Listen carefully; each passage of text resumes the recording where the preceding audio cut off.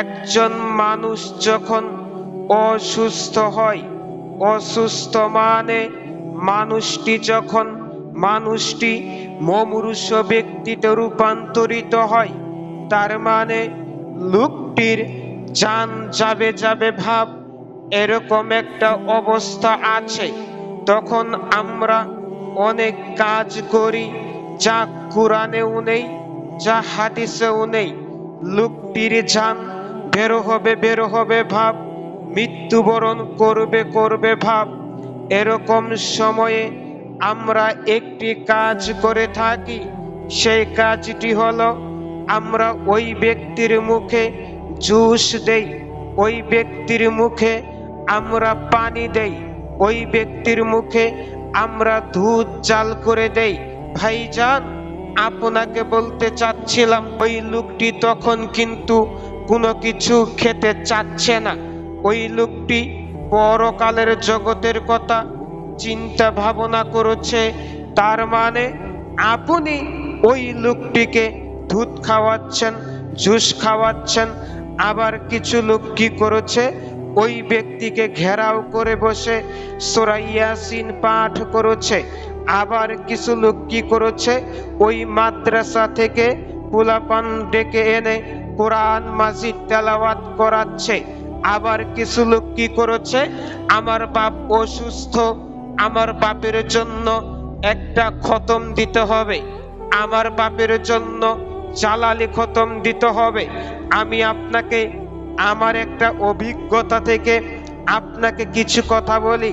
আমি যখন মাদ্রাসায় পড়তাম, আমার উস্তাদজি আমাকে নিয়ে গেল, আক্তার একটা খতম পড়তে হবে।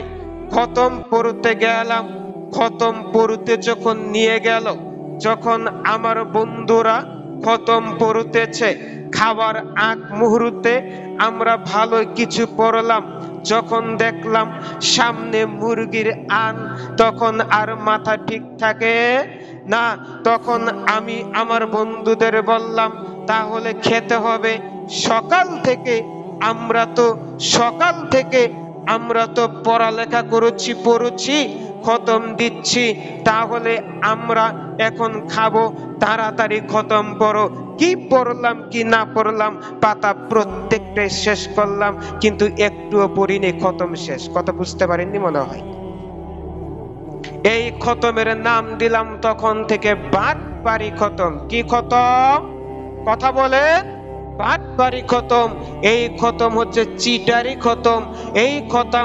এই খতম মানে ব্যবসায়ী খতম।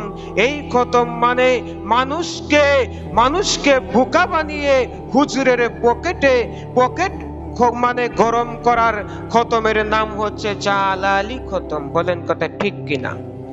সম্মানিত উপস্থিতি, তারপরে আরেকটি কাজ আমরা করি, সেটি হলো যখন মানুষটি মরবে ভাব, তখন সন্তান হুজুরকে ডেকে এনে হুজুরকে বলে যে আমার বাপ মারা যাবে, আমার বাপকে তওবা পড়াতে হবে। কি পড়াতে হবে?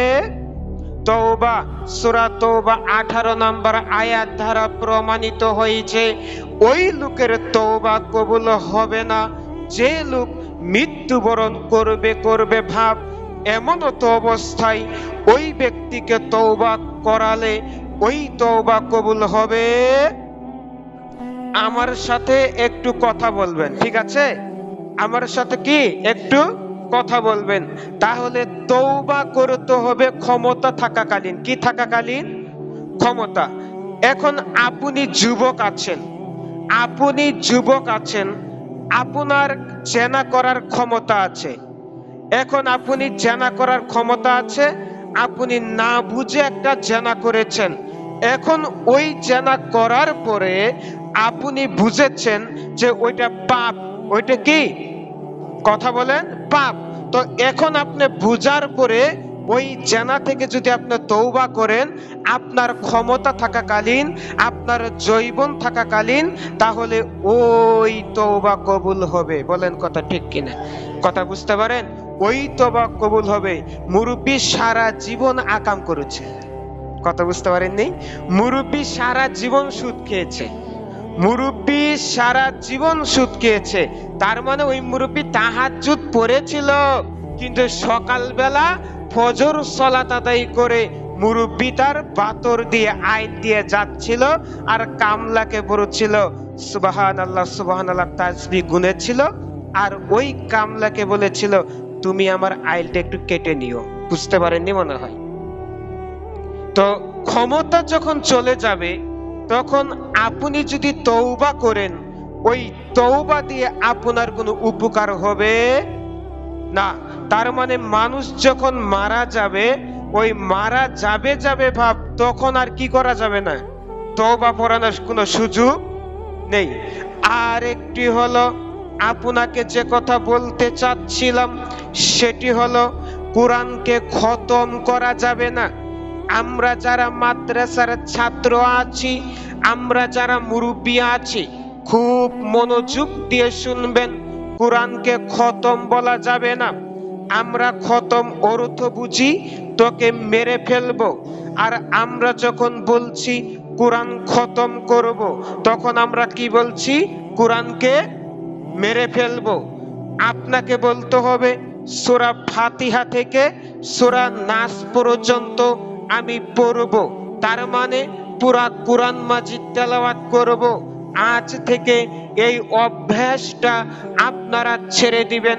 অভ্যাসটা হলো যে কোরআন মাজিদ খতম করব, এই খতম শব্দটা আপনারা ছেড়ে দিবেন, বলেন ইনশাআল্লাহ।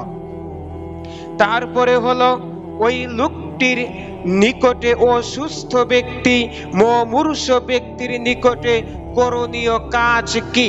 করণীয় কাজ হলো লোকটির জান যাই ভাব, এমনত অবস্থায় ওর সামনে কোরআন তেলাওয়াত করা যাবে না। কারণ কোরআন তাজা ব্যক্তি, সুস্থ ব্যক্তি, সবল ব্যক্তির জন্য নাজিল করা হয়েছে।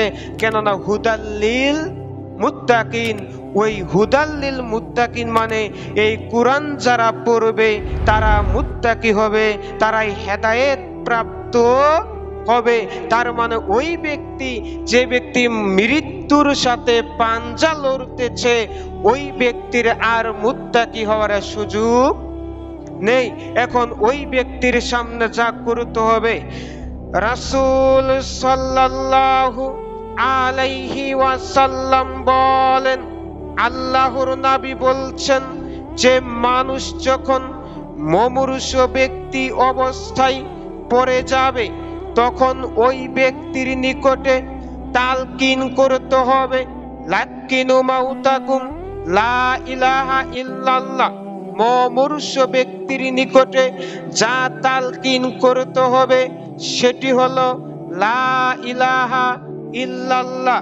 রাসূল সাল্লাল্লাহু আলাইহি ওয়াসাল্লাম আর একটি বর্ণনায় বলছেন, লাক্কিনু মাউতাকুম লা ইলাহা ইল্লাল্লাহ মান কানা আখিরু কালামু লা ইলাহা ইল্লাল্লাহ দাখালাল জান্নাহ। রাসূল সাল্লাল্লাহু আলাইহি ওয়াসাল্লাম বলছেন, যে ব্যক্তির শেষ বাক্য হবে লা ইলাহা ইল্লাল্লাহ, ওই ব্যক্তি জান্নাতে প্রবেশ করবে। আমাদের নবী মুহাম্মদ সাল্লাল্লাহু আলাইহি ওয়াসাল্লাম তার চাচাকে বলছিল, হে আমার চাচা, আপনি বলেন লা ইলাহা ইল্লাল্লাহ। তার চাচা পড়েনি, সেই কারণে তার চাচা জাহান্নামে প্রবেশ করবে। আর জাহান্নামের একটা নিম্নমানের শাস্তি তাকে দেওয়া হবে, সেটা হচ্ছে আগুনের জুতা। যেটা বলছিলাম আপনাকে সেটি হলো লা ইলাহা ইল্লাল্লাহ যদি কারোর শেষ বাক্য হয়, তাহলে ওই ব্যক্তি জান্নাতে প্রবেশ করবে। এখন আপনাকে যে কথা বলবো, হাদিসে এসেছে লা ইলাহা ইল্লাল্লাহ, তার মানে এখানে লা ইলাহা ইল্লাল্লাহ এতটুকুই বলতে হবে। এখানে যদি আপনি চুল পরিমাণ বাড়তি করেন, তাহলে ওই চুল পরিমাণ হবে বিদআত। কথা বুঝতে পারেন? কথা বুঝতে পারেন? তাহলে চুল পরিমাণ যদি আপনি এখানে বৃদ্ধি করেন, আপনি যদি এখানে বলেন মুহাম্মাদুর রাসূলুল্লাহ, তাহলে এখানে আপনি বিদআত করবেন। কারণ এই হাদিসে আল্লাহর নবী মুহাম্মাদুর রাসূলুল্লাহ যোগ করতে বলেননি। লা ইলাহা ইল্লাল্লাহ এটা হচ্ছে কালেমা, আর মুহাম্মাদুর রাসূলুল্লাহ যোগ করলে ওইটা হবে কালেমায়ে শাহাদাত। বুঝতে পারেন? কথা বুঝতে পারেন? তাহলে আমাদেরকে বুঝতে হবে যে যখন মানুষ মারা যাবে ভাব, তখন আমরা তার নিকটে তালকিন দিব লা ইলাহা ইল্লাল্লাহ। তারপরে আমরা আরো তাজবিহ তাহলিল করব, কিন্তু সূরা ইয়াসিন পড়া যাবে না। সূরা ইয়াসিন পড়তে হবে বলে যতগুলো হাদিস এসেছে প্রত্যেকটা হাদিস হচ্ছে জাল জয়ীফ। আর আমরা আহলে হাদিস যারা পবিত্র কোরআন এবং সহিহ হাদিস মানি, আমরা জাল হাদিস মানি না, আমরা জয়ীফ হাদিস মানি না।